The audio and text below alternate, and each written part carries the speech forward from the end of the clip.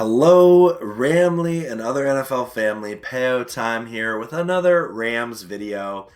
And you know what? There's so much to talk about with the Rams. I'm going to have a bunch of videos coming out the next couple of days. However, I thought the first one we're going to do a reaction video to one of the best media personalities out there. You know what? I shouldn't be sarcastic. I have come to appreciate Mike Florio to an extent. I still don't get why he hates on the Rams, especially Sean McVay. Like, did Sean McVay, like, is he jealous? Did he bully one of his friends or something? I don't know. I don't get why any chance Mike Florio gets to throw shade at Sean McVay. He does.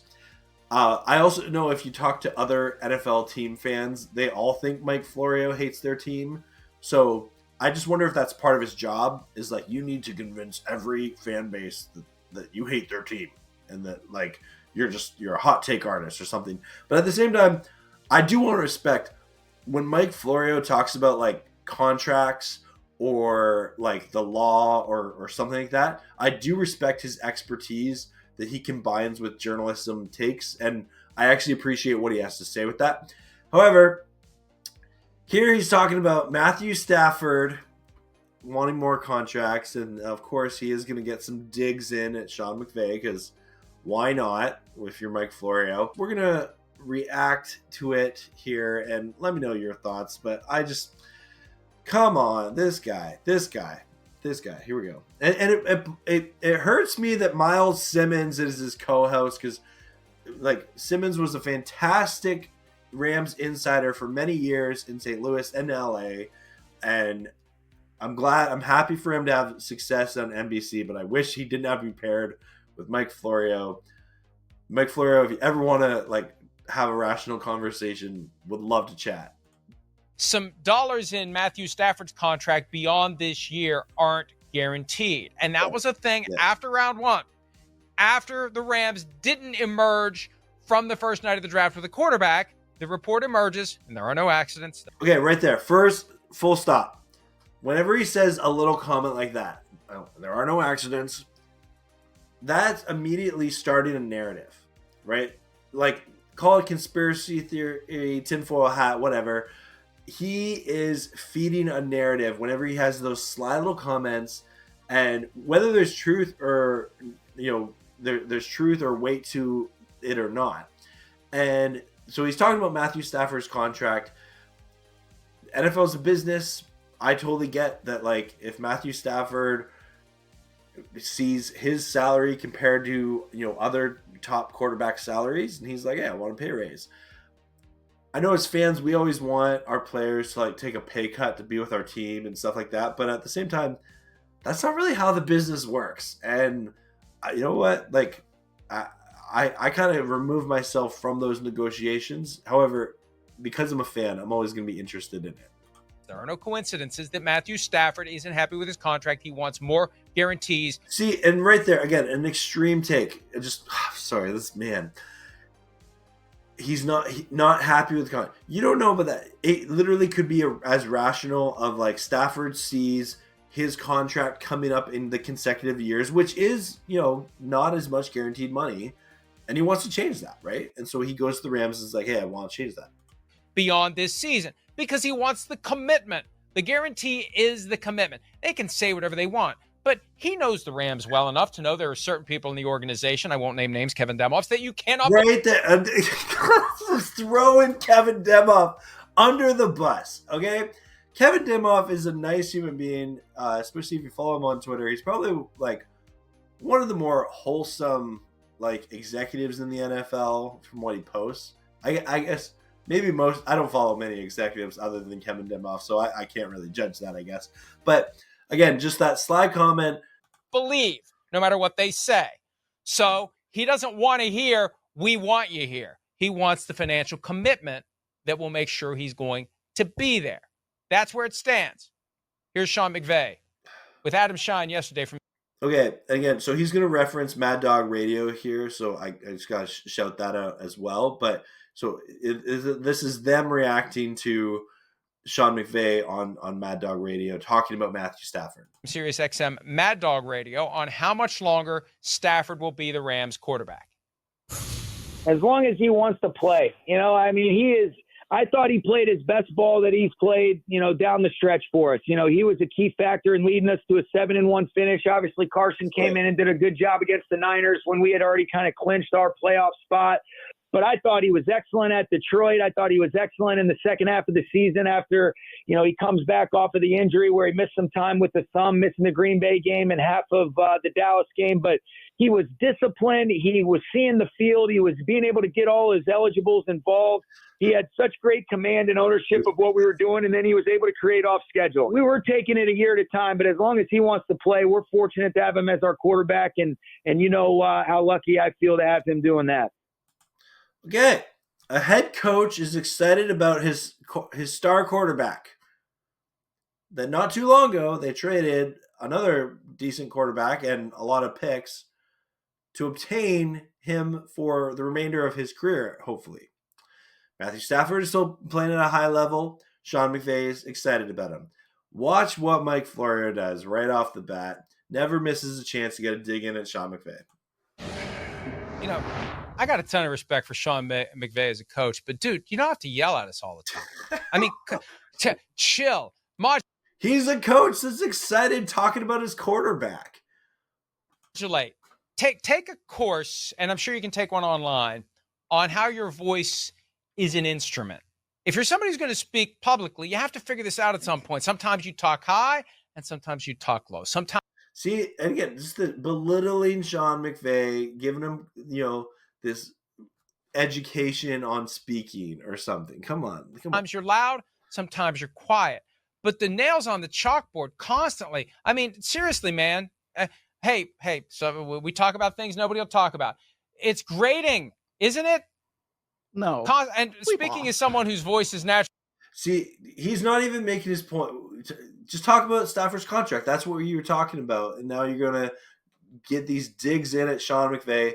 And watch what Myles does here. Actually grating. But, man, I mean, he's like yelling at you the whole time. Sean, try decaf. He won a Super Bowl. Shut up.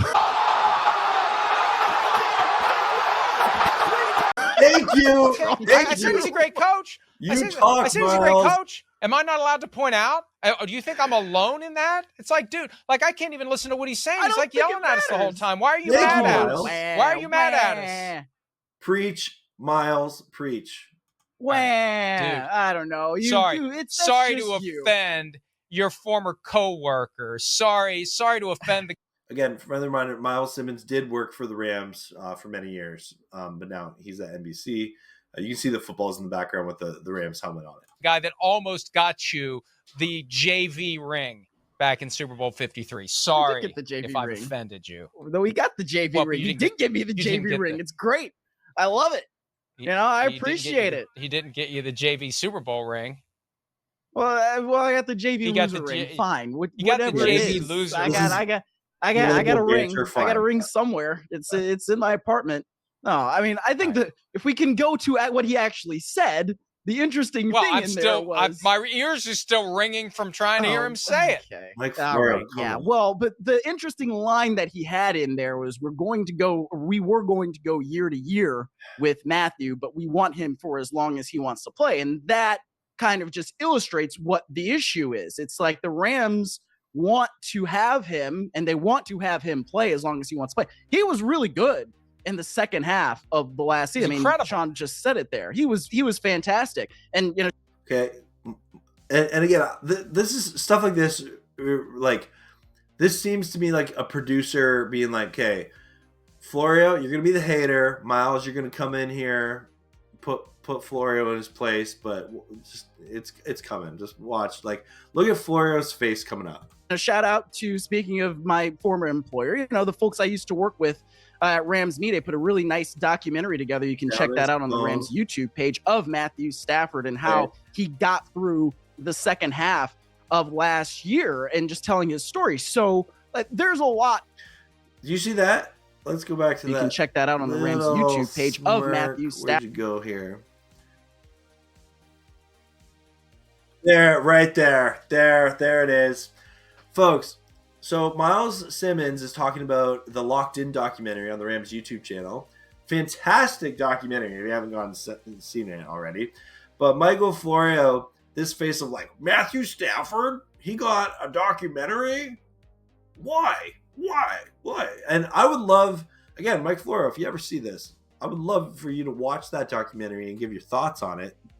But this look of like, they gave Matthew Stafford a documentary, whether Stafford and how they're he in got contract through negotiations the second half of last year and just telling his story. So there's a lot to like about Stafford. There's a lot to like about the Rams offense going into 2024 and the way that they are now built to really run the ball, right? You draft the running back out of Michigan and you already have Kyron Williams. That should just help Matthew Stafford, but you still do have an aging quarterback. And so from the team standpoint, yeah, there is going to be maybe a little bit of tension there between, we have a guy that we love and we feel is elite, but also we want to protect ourselves financially in the future.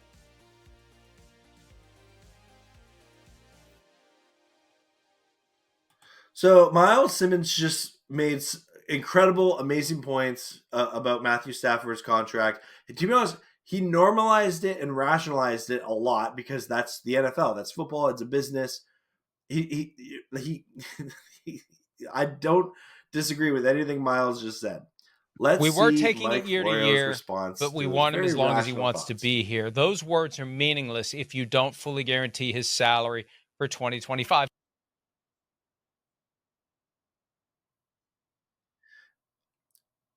Instantly in disbelief, Mike Florio,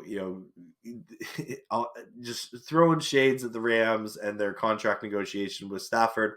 A part of me thinks it's just Florio doesn't like that the Rams are a good culture organization, that the players are generally happy there, that they don't have big scandals and things like that.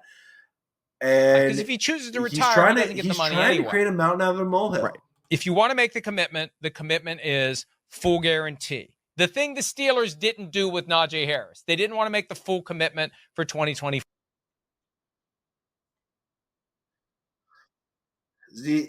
Okay, I'll admit that makes sense there. That's probably his first good point, maybe his only point in this entire little segment of theirs, where you're right. If you're the Rams and you truly do want him long term, okay, then offer him more guaranteed money or make the full commitment. Money. Otherwise, it's just words. Still throwing shade. Again, I got a ton of respect for what the Rams have done. They may be on the brink of a team that can win another Super Bowl.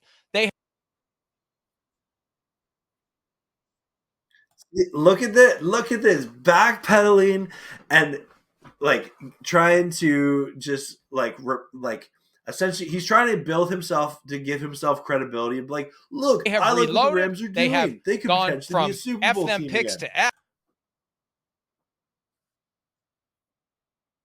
Which again, full credit to the Rams. It's so impressive what they've done in just this time last year. They made the difficult decisions. They ate tons of dead cap. They had an insane draft. They went on to make the playoffs, almost beat the Lions. And if they beat the Lions, who knows what happens. But now, so he's giving credit where credit's due. But then, look how he then uses that build up this week to just take a swing. That's pretty funny.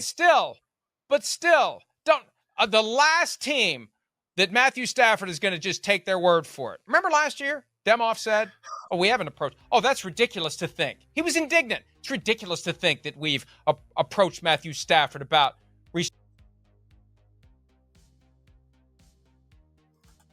Okay, so then he goes back to what I view as a non-story of last year, where Kevin Demoff clarified that teams approached the Rams for a trade for Matthew Stafford.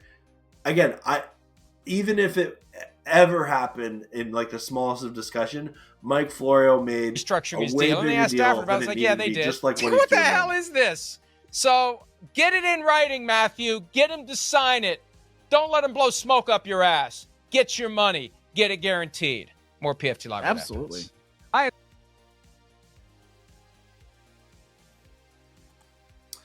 Okay, Again, I also think it's hilarious that Mike Florio is the one at the end of these videos asking people to subscribe, because often like people are mad at him. And again, I just think it's so interesting that whenever Mike Florio talks about Sean McVay and the LA Rams, he'll give them all this credit, but then he'll just turn around and just be like, yeah, but like Sean McVay's always yelling at people, or maybe there's something there with Matthew Stafford's contract. And like Stafford's at OTAs, right? Like he's helping out, getting his new receivers. You saw him slinging it with Jimmy G, with no pads on right now. But I just think it's so funny that this man, for whatever reason, has it out for Sean McVay and the Rams. And I would love to know your thoughts in the comments below. This was kind of a longer reaction video, and I just thought it's funny, and it was like, hey, you know what, we're gonna have a good time with this. But more content to come about the Rams, and as always, go Rams, horns up, and peace out. Let's go Rams.